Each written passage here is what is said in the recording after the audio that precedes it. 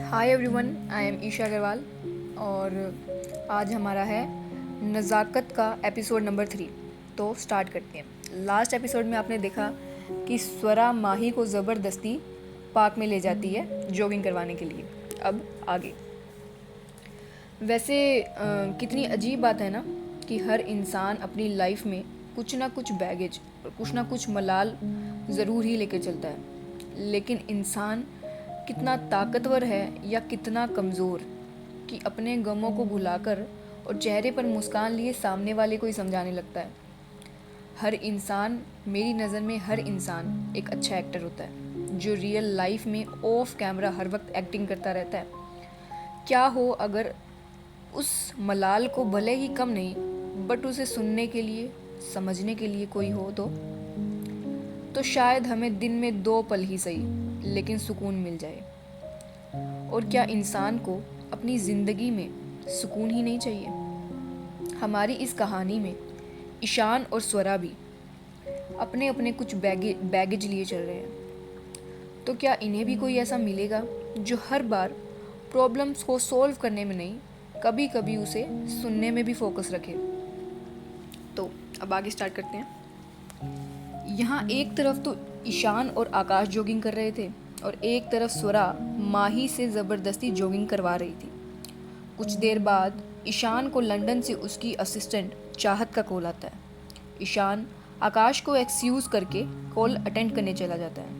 आकाश lollipop के साथ walk करने लगता है और इधर माही अब फाइनली गिव अप करके पार्क के ग्रासेस पर बैठ जाती है। स्वरा माही को वहीं छोड़कर अपनी जॉगिंग कंटिन्यू करने लगती है क्योंकि उसे पता था कि अब वो माही से जॉगिंग नहीं करवा सकती। जॉगिंग करते समय स्वरा देखती है कि पार्क में एक फैमिली है जिसमें एक फादर और डॉटर का डुओ आपस में खेल रहे हैं और मदर थोड़ी ही दूर ग्रासेस पर बैठकर उन्हें देख रही है। उस मदर की चेहरे पर एक बहुत ही प्यारी स्माइल थी। ये देखकर स्वरा 2 सेकंड से ज़्यादा रुककर उन्हें देखने लगती है। शायद कोई ऐसी अनवांटेड मेमोरी थी जो उसके सामने दोबारा प्ले हो गई थी। अब तक स्वरा की जो आंखें प्लेफुली सॉफ्ट थी, अब वही आंखें ज़रूरत से ज़्यादा ठंडी हो गई। उसने अपनी जॉ को एकदम टाइट कर लिया। स्वरा अपनी नज़रें उस फैमिली से हटाकर अब तेज़ी से रनिंग करने लगी। पहले वो जॉगिंग कर रही थी लेकिन अब वो तेज़ी से रनिंग करने लगी। क्या पता इतना तेज़ भागने से वो अनवांटेड मेमोरीज पीछे छूट जाए। शायद स्वरा यही मान रही थी। तेज भागते समय और इमोशनली डिस्टर्ब होने के कारण स्वरा का ध्यान नहीं जाता और वो सामने से आ रहे ईशान से टकरा जाती है। ईशान जो कॉल कट करके पीछे मुड़कर आकाश की ओर जा ही रहा था कि अचानक इतनी ज़ोर से किसी से टकराने से अपना बैलेंस खो देता है। स्वरा और ईशान दोनों ही गिर जाते हैं। स्वरा नीचे और स्वरा ईशान के ऊपर। गिरने से दोनों की आंखें बंद हो जाती हैं और जब धीरे धीरे दोनों अपनी आंखें खोलते हैं तो दोनों को एक दूसरों की नज़रों का एहसास होता है और एक दूसरों की आंखों में देखते हैं और कुछ इस तरह खो जाते हैं कि उन्हें अपने आसपास के हो रही चीज़ों का कोई होश ही नहीं रहता।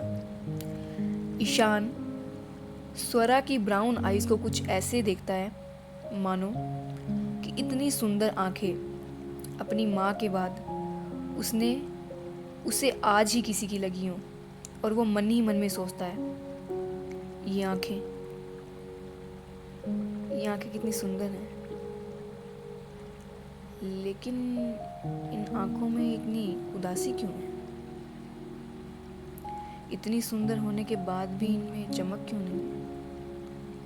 इन्हें देखकर लगता है जैसे मैं अपने आप को ही अकेले में मिरर में देख रहा हूँ, जैसे इनमें बहुत से एहसास दफन किए गए हों। ईशान जब मन ही मन स्वरा की आंखों को पढ़ ही रहा था तो स्वरा ईशान की तरफ देखकर सोचती है, मुझे ऐसा क्यों लग रहा है कि मानो ये जो कोई भी है मेरी आंखों में झांककर मुझे साफ पढ़ पा रहा है। इतना एक्सपोज मैंने आज से पहले कभी फील नहीं किया किसी के सामने। और दोनों इसी तरह अपनी एक दूसरे की आंखों में खो ही जाते हैं। साइड में से किसी व्हीकल की आवाज़ की वजह से उनका ध्यान टूटता है। इससे पहले कि ईशान स्वरा की आंखों को और पढ़ पाता, स्वरा मोमेंट ब्रेक करते हुए ईशान के ऊपर से उठ जाती है। स्वरा के उठने से ईशान को मानो एक सेकंड ऐसा लगता है कि कुछ मिसिंग हो, उसे कुछ मिसिंग फील आता है। लेकिन ऐसी नई फीलिंग को फील करके ईशान उसे अनदेखा कर देता है और उसे ज़्यादा इम्पोर्टेंस ना देते हुए ईशान भी उठ जाता है और अपने को झड़काकर खड़ा हो जाता है। इससे पहले कि स्वरा कुछ बोले, ईशान अपनी वही चार्मिंग एंड फ्लर्टिंग आवाज़ में कहता है, ओह इट्स ओके, अब सॉरी मत कहना। देखो, मुझे पता है कि तुम मुझसे कहोगी कि तुम जॉगिंग कर रही थी और तुमने मुझे देखा नहीं। या आई अंडरस्टैंड। लेकिन एक बात बताओ, सामने से इतना हैंडसम डूड आ रहा है और तुमने सच में नहीं देखा? But anyways, I let it go this time, but be careful. हाँ, नेक्स्ट टाइम शायद तुम इतनी लकी नहीं होगी। स्वरा, जो ईशान की बातों को एक ऐसे एक्सप्रेशन से सुन रही थी कि मानो उसे यकीन ही ना रहो कि ऐसा भी कोई इंसान हो सकता है। स्वरा अपनी एक आईब्रो को ऊपर उठाकर और लंबी सांस छोड़कर कहती है, अनबिलीवेबल। कोई इतना सेल्फ ऑब्सेस्ड कैसे हो सकता है? गलती मेरी नहीं, तुम्हारी है। क्या तुम्हें पता नहीं यहाँ इस ट्रैक पर लोग जॉगिंग करने आते हैं? अगर तुम्हें अपना फ़ोन ही चलाना था तो ट्रैक से बाहर भी तो चला सकते थे। बीच रास्ते में तुम क्या यहाँ फ्रैंप वॉक कर रहे थे? स्वरा के इस जवाब से ईशान का थोड़ा मुंह खुल गया, जैसे कि उसे ऐसे जवाब की उम्मीद ही नहीं थी। अगर स्वरा की जगह कोई और लड़की होती तो शायद ईशान के हिसाब से अब तक तो वो ईशान से इम्प्रेस हो जाती और उसे अपना नंबर दे रही थी, जैसा कि यूजुअली ईशान के साथ होता आ रहा है। लेकिन ये स्वरा थी। स्वरा इतनी जल्दी किसी से इम्प्रेस हो जाए, नो चांस। और यहाँ तो ईशान ने स्वरा से फर्स्ट मीटिंग में ही ऐसी बातें कर दी थी, तो इम्प्रेस होना तो दूर, स्वरा तो ईशान को भाव भी ना दे। ईशान अपने कंपोजर को संभालते हुए, अपने आप को कंपोज रखते हुए कहता है, ओके ओके, कूल डाउन, मैं तो सिर्फ मजाक कर रहा था, डोंट बी मैड। हाँ। और थोड़ा जेन्युइन और सॉफ्ट साउंड करते हुए कहता है, माना सुंदर लड़कियों की गहरी ब्राउन आइज पर गुस्सा जचता है, लेकिन गुस्से के साथ इनमें खुशी जैसे इमोशंस भी आने दिया करो। इतनी उदासी में ये अच्छी नहीं लगती। ईशान की बात सुनकर स्वरा की आंखें एकदम बड़ी हो जाती हैं। ईशान ये बात स्वरा की आंखों में एक बार फिर झांकते हुए कहता है और एक स्माइल के साथ कहता है, और गलती सिर्फ मेरी नहीं, ये ट्रैक जॉगिंग के लिए है, इमोशनल रनिंग के लिए नहीं। इतना कहकर ईशान मुड़कर वहाँ से चला जाता है। जाते समय ईशान के फेस पर एक बहुत ही मीनिंगफुल स्माइल होती है, मानो मन ही मन कह रहा हो, ओह, ये तो प्यार के लिए बनी है, नॉट माई टाइप। स्वरा ईशान की बातों से फील करती है कि किसी ने उसकी वॉल्स को, उसके गार्ड्स को, जिसको उसने अपने आप को छुपाने के लिए बनाई थी, एक ही पल में उन गार्ड्स में, उन वॉल्स में क्रैक आ गया हो।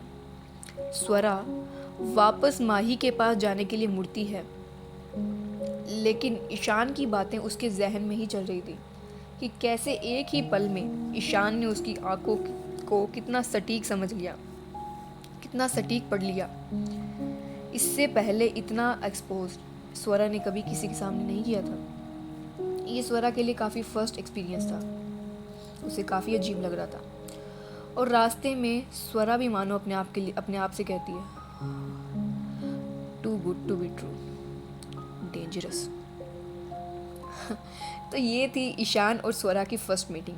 आपको कैसी लगी? हाँ, जब यहाँ ये सब हो रहा था तो लॉलीपॉप ईशान के जाते ही जैसे कुछ अलग ही फ्रीडम मिल गई है उसे।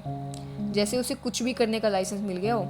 लॉलीपॉप इधर उधर घूमने लगता है और साथ ही साथ ईशान को भी, आकाश को भी लिए अपने पीछे पीछे चलाने लगता है। और जब लॉलीपॉप इधर उधर देख ही रहा था और आराम से अपना खेल रहा था, तो लॉलीपॉप की नज़र जाती है एक लड़की पर, जो बड़े ही आराम से एक बिस्किट का पैकेट लिए बैठी थी। तो फिर क्या, लॉलीपॉप के मन में भी लालच आ गया। वो एक झटके से उठा और उस लड़की की तरफ हो लिया। वो लड़की और कोई नहीं बल्कि माहिरा ही थी, जो वहीं से पास ही की एक शॉप से अपने फेवरेट बिस्किट लेकर आई थी। वो पहला बिस्किट खाने ही वाली थी कि उसकी नज़रें अपनी ओर आ रहे एक भूखे शेर की तरह लॉलीपॉप पर पड़ती है। माहिरा की आंखें बड़ी हो जाती हैं और उसके मन में जब लॉलीपॉप इधर आकर उसकी तरफ देखता है और जब माहिरा की नज़र उससे मिलती है, तो माही की नज़र आंखों में, मन में एक वो वाला गाना चलता है जो आजकल इंस्टाग्राम पे ट्रेंडिंग पर है, this was the moment he new he fucked up. Mahira उठकर भागने लगती है, लेकिन वो एक गलती कर बैठती है। भागते समय वो अपने हाथ में बिस्किट का पैकेट लेकर ही निकल जाती है और उसके पीछे पीछे उसके हाथ के बिस्किट के पीछे पीछे लॉलीपॉप हो जाता है। और आकाश जब इस पूरे सीन को देखता है तो वो समझ आता है कि यहाँ क्या हो रहा है। और जिस तरह माहिरा के मन में गाना चला, वैसे ही आकाश के मन में भी ये गाना चलता है, दिस इज़ द एंड। अब सीन कुछ ऐसा था कि माही स्वरा से छिपकर एक जगह बैठी थी ताकि उसे जॉगिंग ना करनी पड़े, लेकिन अब वही माही अपने हाथ में बिस्किट का पैकेट लिए किसी एथलीट की तरह भाग रही थी और उसके पीछे था लॉलीपॉप, जिसकी नज़रें उन बिस्किट्स पर ही थी। इन दोनों के पीछे था आकाश, जो लॉलीपॉप को पकड़ने की कोशिश कर रहा था और उसे शांत रहने के लिए कह रहा था। ये तीनों ट्रेन के डब्बे की तरह एक दूसरे के पीछे पीछे भाग रहे थे। माही जो सबसे आगे थी, वो जितनी तेज हो सके उतनी तेज आवाज़ में कहती है, माँ मुझे बचाओ, माँ मुझे 14 इंजेक्शन नहीं लगवाने, माँ ये पप्पी आइज़ वाला जानवर मुझे काट लेगा, माँ। वंश के बच्चे, मुझे पता है, मुझे तेरी ही हाई लगी, एक बार घर तो जाने दे मुझे सही सलामत, फिर बताती हूँ मैं तुझे। माँ रू, आई लव यू, मुझे हमेशा याद रखना। अभी तो मुझे बहुत कुछ करना था लाइफ में, फिर क्यों भगवान, क्यों मैं ही क्यों। और इतना कहते हुए माही ज़ोर ज़ोर से भागने लगती है।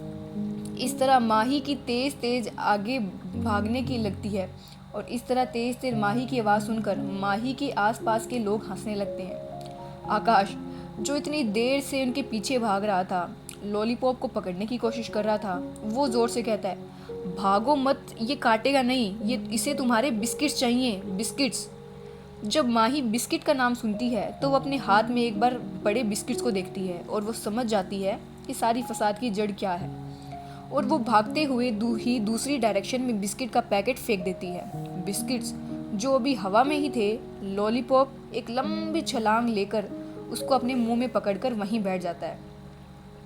माहिरा ये देखकर वहीं ग्रासिस पर ही लेट जाती है और अपनी सांसों को काबू में करने लगती है। आकाश भी इतनी तेज़ भागने की वजह से माहिरा के पास जाकर खड़ा हो जाता है और थोड़ा बेंड होते हुए अपने कमर पर दोनों हाथ रखकर वो भी अपने सांसों को काबू में करने लगता है। लॉलीपॉप अब उसका अपने ब्रेकफास्ट को छोड़ने का कोई मूड नहीं था, तो वो अपना कंटिन्यू रखता है अपना ब्रेकफास्ट करना। और कुछ ही समय बाद जब दोनों माहिरा और आकाश अपने आप को थोड़ा ठीक महसूस करते हैं, तो माहिरा उठकर आकाश के सामने खड़ी होकर कहती है, अगर जानवरों को पालना नहीं आता तो उन्हें रखते ही क्यों हो, और अगर पाल ही लिया था तो ऐसे जंगली जानवर को घर पर ही रखो करो ना। लॉलीपॉप मानो उसे माहिरा की बात समझ आ गई हो, वो एक बार जोर से माही की तरफ देखकर भौंकता है।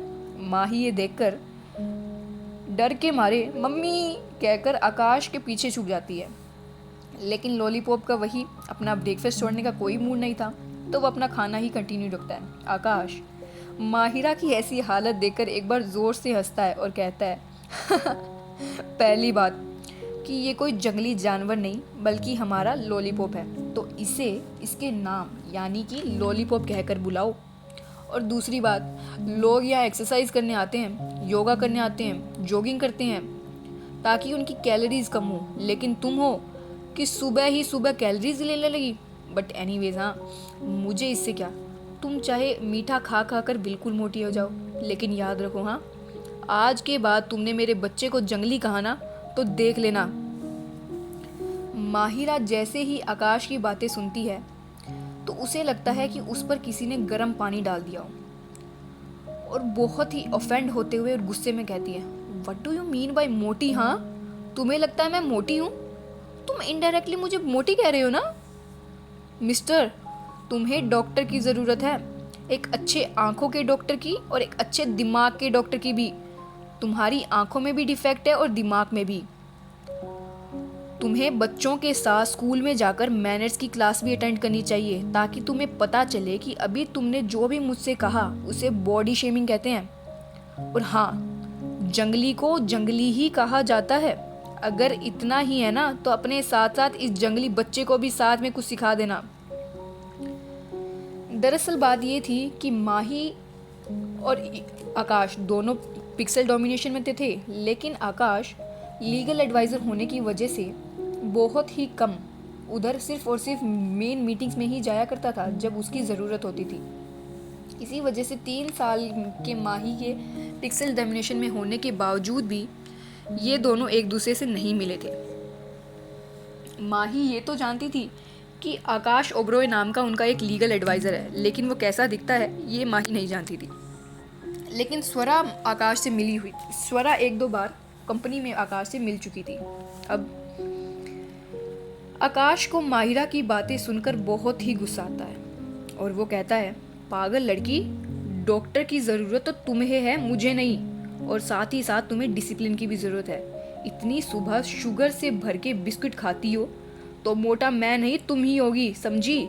वो एक बहुत ही डिसअपॉइंटेड लुक माही को देता है और अपना सर ना में हिलाता है जैसे वो काफ़ी डिसअपॉइंटेड था। एक्चुअली आकाश एक फिटनेस फ्रीक था। उसे इस तरह कुछ भी खाना बिल्कुल पसंद नहीं था और उसके आसपास भी कोई इस तरह खाए उसे ये भी बिल्कुल पसंद नहीं था। उसे काफ़ी हाई मेंटेनेंस था। उसे रहता था कि सब लोग इस तरह मीठा क्यों खाते, उसे ये बात आज तक समझ में नहीं आती थी। बट एनीवेज, सबका अपना अपना पॉइंट ऑफ व्यू होता है। माही को उसकी बातें सुनकर और भी तेज गुस्सा आता है। माही का जो फेस है वो बिल्कुल लाल हो जाता है गुस्से में। वो किसी ज्वालामुखी की तरह फटने ही वाली थी कि ईशान वहाँ आ जाता है। ईशान यहाँ की वाइब को थोड़ा अलग महसूस करते हुए और थोड़ा कंफ्यूज होकर कहता है, अब की क्या हुआ, तू इतने गुस्से में क्यों है? आकाश के बोलने से पहले ही माही अपने दांत पीसते हुए और अपनी आंखों से आकाश की ओर अंगारे बरसाते हुए कहती है, अपने इस पागल दोस्त को किसी डॉक्टर को दिखाओ, वरना इसे इस तरह कूल्हे में छोड़ दिया तो मेंटल असाइलम वाले इसे पकड़ कर ले जाएंगे। और तुम, वो आकाश की तरफ उंगली करते हुए कहती है, आज के बाद अपनी शक्ल मुझे कभी मत दिखाना, समझे? इतना कहकर माही बिना कुछ सुने और बिना कुछ बोले वहां से निकल जाती है। माही के जाते ही ईशान आकाश को एक बार देखता है, जैसे कि नजरों में पूछ रहा हो कि ये क्या था भाई? आकाश कहता है, कुछ नहीं यार, बस एक पागल लड़की थी जिसने सुबह सुबह सारा मूड खराब कर दिया। चल छोड़ उसे, अब घर चलते हैं। इसके बाद दोनों लॉलीपॉप के साथ घर चले जाते हैं। इधर माही स्वरा को ढूंढ ही रही थी और स्वरा को स्पॉट करते ही वो कहती है, कहाँ थी तू? हो गई जोगी ना, घर चल। स्वरा माही को देखकर कहती है, तुझे क्या हुआ? माही आकाश को याद कर कर कहती है, कुछ नहीं, बस एक मेंटल असाइलम से भागा हुआ पेशेंट मिल गया था। स्वरा कंफ्यूज होकर एक बार देखती है, लेकिन माही स्वरा की नज़रों को इग्नोर करके बाहर की तरफ जाने लगती है और स्वरा भी ज़्यादा माइंड ना करते हुए उसके पीछे चली जाती है। अब ये दोनों कपल्स हमारे मिल चुके थे और चारों अपने अपने घरों की तरफ रास्ते में थे और चारों कुछ ना कुछ याद कर रहे थे। ईशान को किसी की ब्राउन आईज की याद आ रही थी। स्वरा को किसी की बातों से कुछ फील हो रहा था आकाश और माही गुस्से में किसी को मन ही मन में बुरा भला कह रहे थे।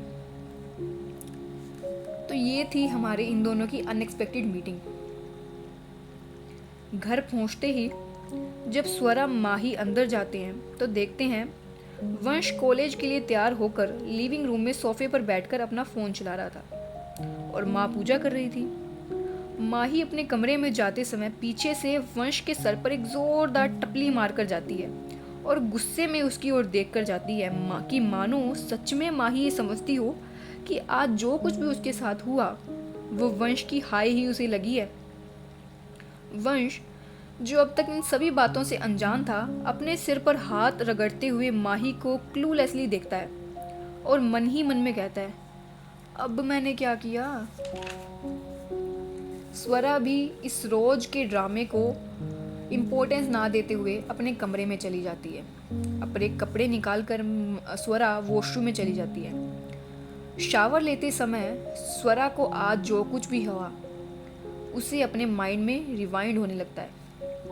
ईशान की वो आंखें, उसका वो चार्म, वो अपनी बात कंप्लीट करने के बाद वो एकदम इजी गोइंग, वो स्माइल, वो फ्लर्टिंग और उसकी कही हुई वो बातें। स्वरा की आंखें अपने आप बंद हो जाती है। आंखें बंद कर कर वो पल को एक बार दोबारा जी लेती है। उन एक दो पल में स्वरा को कुछ ऐसा फील होता है जो शायद उसे नहीं करना चाहिए था, जो उसके हिसाब से काफ़ी डेंजरस था और उसके लिए ये फीलिंग बिल्कुल नहीं थी। उसे कुछ भी समझ नहीं आ रहा था कि ये क्या हो रहा है। उसका दिल ज़ोर ज़ोर से धड़क रहा था और उसे बार ही बार वही बातें उसी आवाज़ में सुनाई दे रही थी। लेकिन जैसे ही स्वरा अपनी आंखें खोलती है, उसकी आंखें अब पहले से भी ज़्यादा सख्त थी। कोई एक ही पल में उसकी आंखों को सही पड़ गया। ये बात शायद स्वरा को अच्छी नहीं लगी थी। बात अच्छी नहीं लगी या उसे डर लगा कि कोई उससे भी पढ़ सकता है, ये तो केवल स्वरा ही बता सकती थी। शावर कंप्लीट करके वो फॉर्मल्स में तैयार होकर नीचे चली गई। यहाँ स्वरा अपने कमरे में आने के बाद सीधा फ्रेशन अप होकर ऑफिस के लिए तैयार होकर मिरर के सामने आ जाती है। वो अपने आप को देखने लगती है, अलग अलग एंगल से, आगे पीछे साइड में अलग अलग एंगल से वो अपने आप को चेक करने लगती है। और माही कहती है, मोटी और मैं आंखें ही खराब है उस पागल पेशेंट की। इतना कहकर माही अपने आप को कम्प्लीटली तैयार कर कर नीचे ब्रेकफास्ट के लिए आ जाती है। आज वो इतना खा रही थी और इतना जोर जोर से खा रही थी कि मानो खाने से ही उसकी पर्सनल दुश्मनी हो। स्वरा का फोकस अपने नाश्ते पर ही था। वंश और माँ जो कुछ ऑफ महसूस कर रहे थे, वो पहले माही को देखते हैं दोनों, फिर एक बार स्वरा को देखती हैं, फिर एक दूसरे को देखते हैं कि मानो नज़रें में ही और आंखों ही आंखों में अपनी आईब्रो को एक बार उठाकर इशारों में एक दूसरे से पूछते हैं कि क्या हुआ। फिर वंश माही के पास अपनी चेयर को खिसकाते हुए माही के पास थोड़ा बैठता है और कहता है, माही दी, आप ठीक हैं? माहिरा वंश की तरफ एक घायल शेरनी की तरह देखती है। वंश माही की ऐसी नज़रें देखकर अपने आप घबराकर पीछे हो जाता है। माही को शांत करते हुए माँ माही से पूछती हैं कि क्या हुआ। माँ की बात सुनकर माही गुस्से में आकाश और माही के बीच जो भी कुछ आज हुआ उसे बताती है। जैसे ही उसकी बात पूरी होती है, वैसे ही वंश जोर जोर से ठहाके मारकर हंसने लगता है और कहता है, और अपनी हंसी के बीच बीच में कहता है कि मतलब पहले आपके पीछे एक कुत्ता पड़ गया और फिर उसी कुत्ते के ओनर ने आपको इनडायरेक्टली मोटा भी कह दिया। Best day of my life. इतना कहकर वंश जोर जोर से हंसने लगता है। माही और भी ज़्यादा गुस्से में होकर कहती है, चुप कर तू, जरूर तूने ही अपने चिप्स और आइसक्रीम की वजह से मुझे हाई लगाई होगी। ये बात सुनकर वंश और भी ज़्यादा जोर से हंसने लगता है। माही ऑफेंड होकर माँ से उसकी शिकायत करने के लिए माँ की तरफ जब घूमती है तो वो देखती है कि सुनैना जी भी अपनी हंसी रोकने की नाकाम कोशिश कर रही थी। ये देखकर माही कहती है, माँ आप भी जाओ, मुझे किसी से बात नहीं करनी, ये कहकर वो अपना सारा फोकस अपने खाने में ही लगा देती है। माँ अभी चीज़ों को ज़्यादा ड्रैग ना करते हुए एक बार माही को कुछ नहीं कहती। वंश फिर माँ की तरफ एक बार देखता है और इशारे में ही कहता है कि माही दी का तो पता चल गया, अब स्वरा दी, और ये इशारा करके वो स्वरा की तरफ देखता है। और उसी समय स्वरा भी अपनी डेडली आईज से ईशान की तरफ देखती है और मानो आंखों से ही चेतावनी दे रही हो कि कोशिश भी मत करना। वंश स्वरा का मैसेज समझकर तुरंत अपनी आंखें हटा लेता है और अपने नाश्ते में कंसंट्रेट करने लगता है। अपने बच्चों को इस तरह देखकर स्वरा जी के चेहरे पर चमक आ जाती है। ये रूठना, मनाना, गुस्सा, प्यार, हंसी, मजाक उनके तीनों बच्चों के बॉन्ड की नींव थी। सुनैना जी के लिए माही कभी ईशान और स्वरा से कम नहीं थी। उनके लिए उनके तीनों बच्चे ही बराबर थे।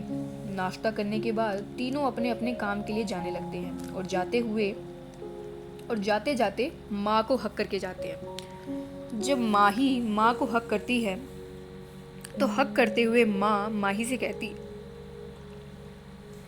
मेरी माही बिल्कुल परफेक्ट है और सबसे सुंदर भी। और इतना कहकर माँ माही के फोरहेड पर एक किस करती हैं।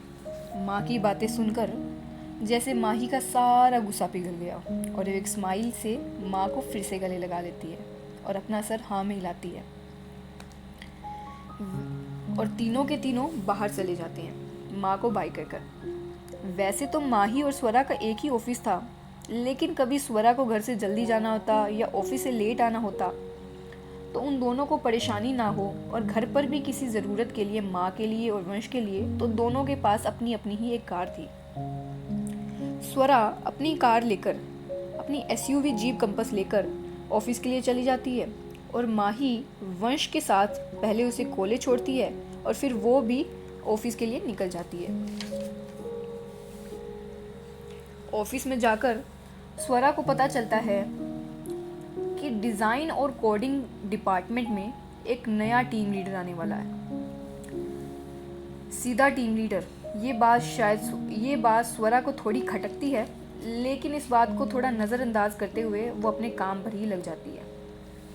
दरअसल पिक्सल डोमिनेशन में एक हायरार्की थी कि हर डिपार्टमेंट के एक हेड थे, यानी कि एचओडी, हेड ऑफ डिपार्टमेंट। उनके अंडर में आते थे टीम लीडर्स, जिन्हें कुछ ना कुछ मेंबर्स की टीम्स असाइन की जाती थी। हर टीम में 3 से 4-5 मेंबर्स हुआ करते थे। अब वो चारों पांचों मेंबर टीम लीडर को रिपोर्ट किया करते थे। सारे टीम लीडर्स रिपोर्ट किया करते उनके एचओडीज़ को, और एचओडीज़ और सभी टीम लीडर्स मिलकर उस कंपनी को, उस प्रॉपर सारे सिस्टमैटिक को सिस्टम्स के थ्रू चलाते थे। ये था। और सीधा किसी का टीम लीडर बनना बिना उस मेंबर बने, ये बात स्वरा को थोड़ी अलग तो लगती है, लेकिन इस बात को वो ज़्यादा ध्यान नहीं देती। यहाँ ईशान और आकाश भी अपने घर पहुँच जाते हैं। इस तरह घर पहुंचकर उनका डेली रूटीन को फॉलो करने लगते हैं। इस तरह 1-2 दिन यूं ही नॉर्मली बीत जाते हैं। इन 1-2 दिन में ईशान ने अपना सारा समय बच्चा और लॉलीपॉप के साथ ही बिताया। आकाश भी इन दोनों के साथ घर आ गया। बीच बीच में ईशान को उन ब्राउन आइज़ की याद तो बहुत आती है, लेकिन अपने आप को वो इतना बिजी कर लेता है चीज़ों में कि वो उसे अपने आप को याद करने का मौका ही नहीं देता। स्वरा भी उन चीज़ों को, ईशान की बातों को, उस अलग एहसास को फील कर पा रही थी, लेकिन इन चीज़ों को ज़्यादा इम्पोर्टेंस ना देते हुए और अपने आप को हमेशा की तरह लॉक करते हुए वो इन चीज़ों पर गौर नहीं करती। और इधर आकाश और माही भी मन ही मन ये प्रे कर रहे थे कि इन्हें कभी उस इंसान का दोबारा शक्ल ना देखनी हो। तो ये थी। और अब फाइनली वो दिन आ जाता है जब ईशान को पिक्सल डोमिनेशन में एज डिज़ाइनिंग और कोडिंग टीम में लीडर की तरह ज्वाइन करना था। दरअसल ईशान को गेमिंग का हमेशा से ही शौक था। वो जब गेमिंग करता तो वो सब कुछ भूल जाता, इसीलिए उसे नए नए डिज़ाइन बनाना, नए नए किस्म के गेम्स बनाना, नए नए प्रोटोटाइप बनाना, उनमें एनिमेशंस देना, उनमें ग्राफिक्स डालना, उनकी कोडिंग करना, उनको अलग अलग प्रकार देना, किसी भी चीज़ को एनीमे बनाना, ये ईशान का एक पैशन था। ईशान को बहुत ही पसंद था, इसीलिए ईशान ने डिज़ाइनिंग और कोडिंग में ही अपने आप को चुना। उसी डिपार्टमेंट में ईशान को लिया गया। जब ये सब हो रहा था यहाँ पर, जब ईशान का जब फाइनल दिन आता है, तो वहाँ वीर यानी कि ईशान के फादर स्टडी रूम में जाते हैं। स्टडी रूम जहाँ मीरा जी अपने असिस्टेंट मिस्टर सिन्हा के साथ थी। वीर जी बड़े ही रिस्पेक्टफुली गेट को 2 बार नॉक करते हैं। कुछ ही पल में मिस्टर सिन्हा वीर जी के लिए दरवाज़ा खोल देते हैं। जब वीर अंदर आते हैं तो देखते हैं मीरा जी हेड चेयर पर अपनी ग्लासेस लगाए कुछ डॉक्यूमेंट्स पढ़ रही थी। मीरा जी एक नज़र वीर को देखती हैं और बड़े ही धीरे से उस फाइल को बंद करके मिस्टर सिन्हा को पकड़ा देती हैं। मिस्टर सिन्हा उस फाइल को एक बार अपना सर झुकाकर एक्सेप्ट करते हैं और अपने ऑफिस बैग में डाल लेते हैं। वीर जी एक बार उस फाइल को देखते हैं। वो फाइल एक डीप मरून कलर की लेदर कवर में थी और जिसके सेंटर पर गोल्ड कलर के सेंटर में सर्कल में था एक इन्फिनिटी का साइन सिंबल जो काफ़ी डिज़ाइन बना हुआ था, जो सिंपल इन्फिनिटी नहीं, काफ़ी डिज़ाइन था। ये कोई आम सिंबल नहीं था, ये रिप्रेजेंट करता था एक टेरिटरी जिसे कोई भी पार नहीं कर सकता था। ये सिंबल एक साइलेंट मैसेज था कि अग्रवाल आज भी मौजूद हैं। ये सिंबल बहुत ही पावरफुल था जिसका एक्सेस हर किसी के पास नहीं है। एक नज़र फाइल को देखने के बाद वीर अपनी माँ की ओर देखते हैं और बड़े ही सीरियस टोन में कुछ कहते हैं। अब वो क्या कहते हैं तो ये तो हम देखते हैं हमारे नेक्स्ट एपिसोड में। तो आपको कैसा लगा ये हमारा नज़ाकत का episode number 3? Please do let me know. अगर आपको अच्छा लगा तो प्लीज़ सपोर्ट करिएगा और नहीं अच्छा लगा तो प्लीज़ स्किप करिएगा। और अगर आपको कोई भी आपके मन में कोई भी सजेशंस वगैरह हैं तो प्लीज़ मुझे बताइएगा। Thank you.